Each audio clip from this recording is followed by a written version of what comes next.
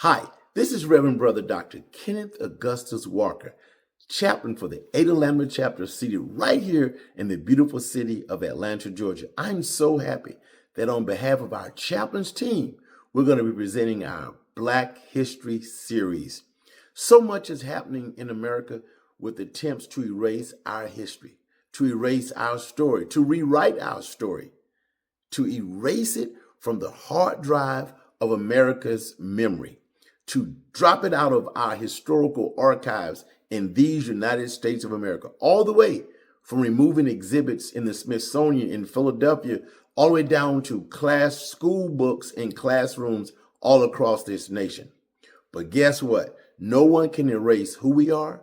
No one can erase what we are. No one can erase any of our contributions, all the way from Mansa Musa and the Ivory Coast of Africa, Timbuktu, Mali, those great empires, all the way up to men and women like Martin Luther King Jr., my favorite, Adam Clayton Powell, Malcolm X, Sojourner Truth, Harriet Tubman, Mary McLeod, Bethune-Cookman. The list goes on and on and on. They cannot be erased because they have been indelibly written, not just on the hard drive of our memories, not just in our hearts, but in our souls, in our spirits.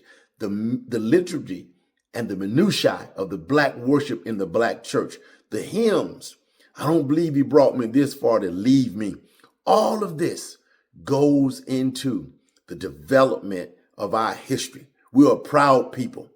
No executive orders, no meanness, no level of evil can rewrite our story. So that's why we're telling our story through Black history here in the Eta Lambda Chapter. You're going to hear from Chaplain Greg Bailey, who has prepared an incredible presentation on Miss Claudette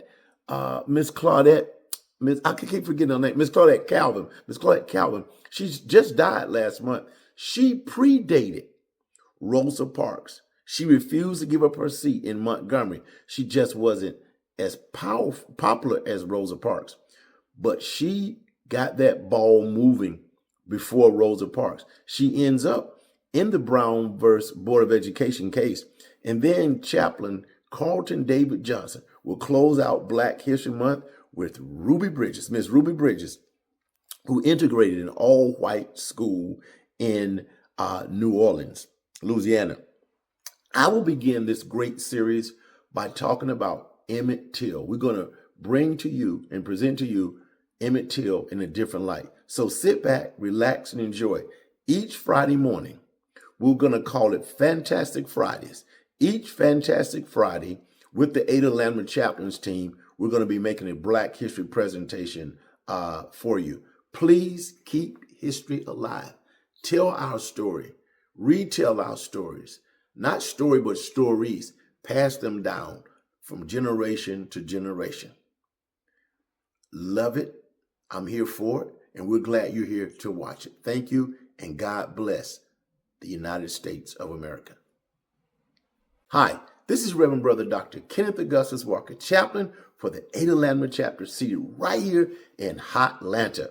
I'm so excited that our chaplains team is presenting our Black History Month presentation for the fraternity and those beyond. You do not have to be in our fraternity in order to enjoy this incredible series. 3 different chaplains, beginning with myself today, will present a different youth who impacted the civil rights movement.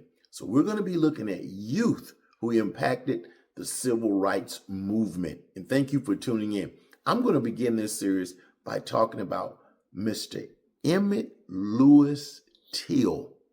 Mr. Emmett Lewis Till, who was born in Chicago, Illinois in 1941. You've heard his story, but I want to present it in a different way. And I have some notes, so you may see me tap and look over at my notepad here.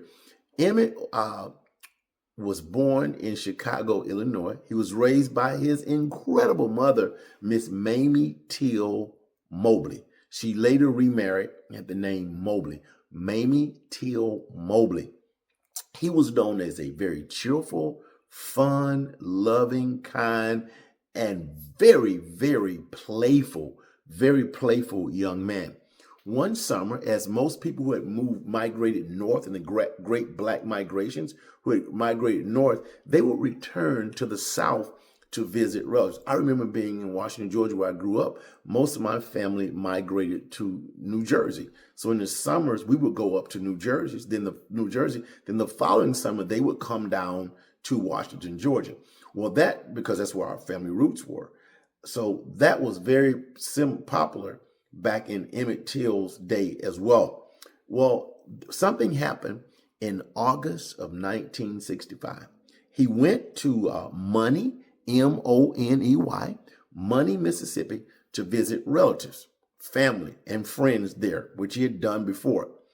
He was accused of whistling at a white woman by the name, I believe her name was Carolyn Bryant, in like what then would be a convenience store. He was accused of whistling at her. A few days later, her husband, Roy Bryant, and his half-brother, J.W. Millman, they literally went and kidnapped young Emmett. Okay, he's falsely accused of whistling at a white woman, Carolyn Bryant. Her husband, who's was Mr. Roy Bryant. I don't even feel comfortable calling him Mr. Roy Bryant, and his half-brother, J.W.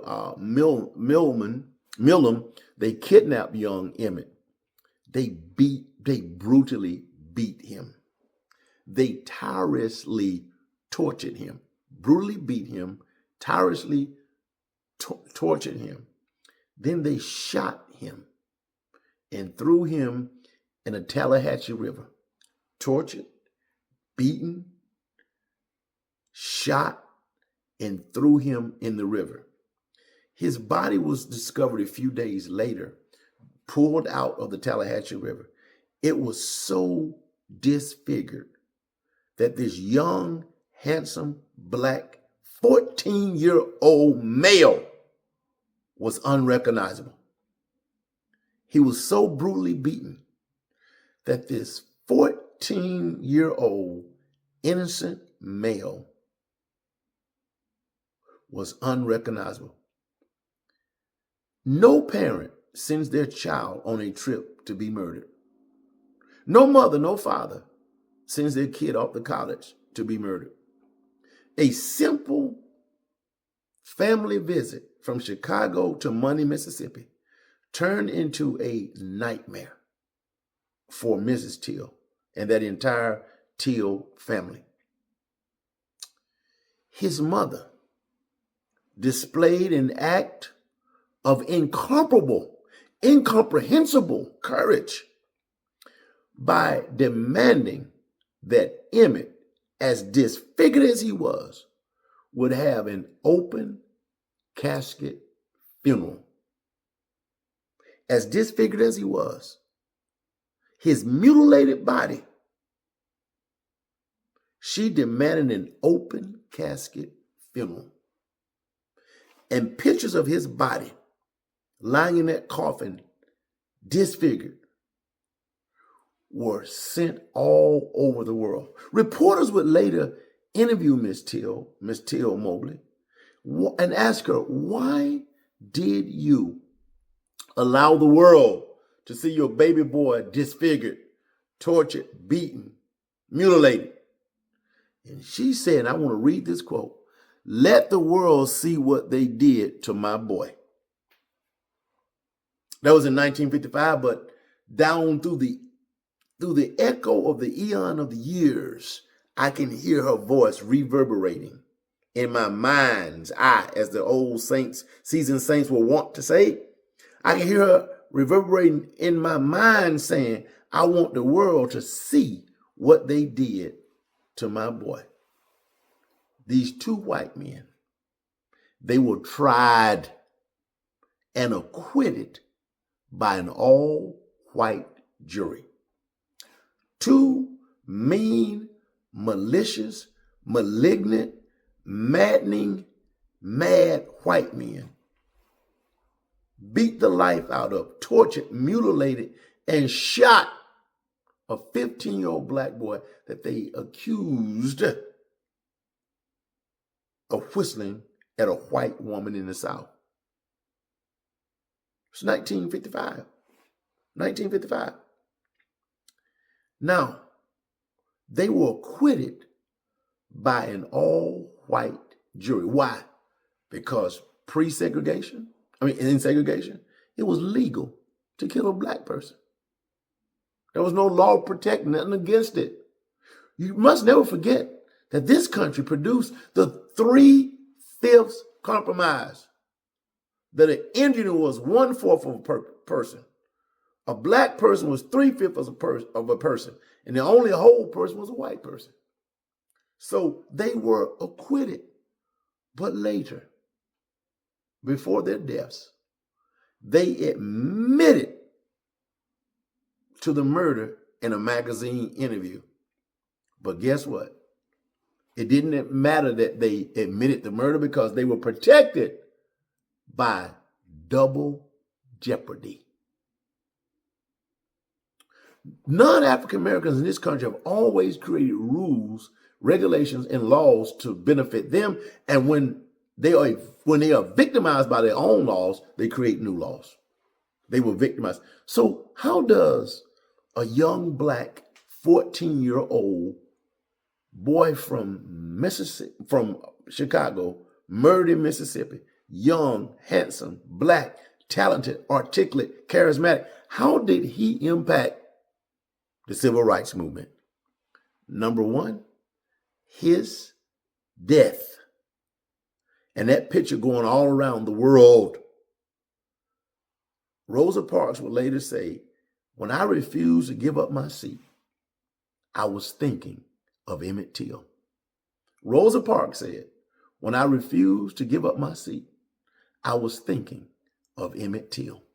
The second way that his death, his murder, malicious, mean, maddening murder, impacted the civil rights movement. Number two, it launched. It was a catalyst for the Montgomery bus boycott. Number three, it increased awareness of the violence of white America, not all but some, it's particularly in the South, against black America. It highlighted the violence of Southern life for black folk in this country. Number four, it helped to give rise to the modern civil rights movement. Emmett's death. Remember this passage where Jesus says in the Johannine Gospel of John, Jesus says if a seed is buried in the ground, it will give birth. He was talking about corn, really. He used that analogy. A seed will give birth to the corn. Emmett's death helped to give birth to the civil rights movement. What was Emmett's? Well, so then how do we merge his impact with his legacy? Innocence destroyed by racism.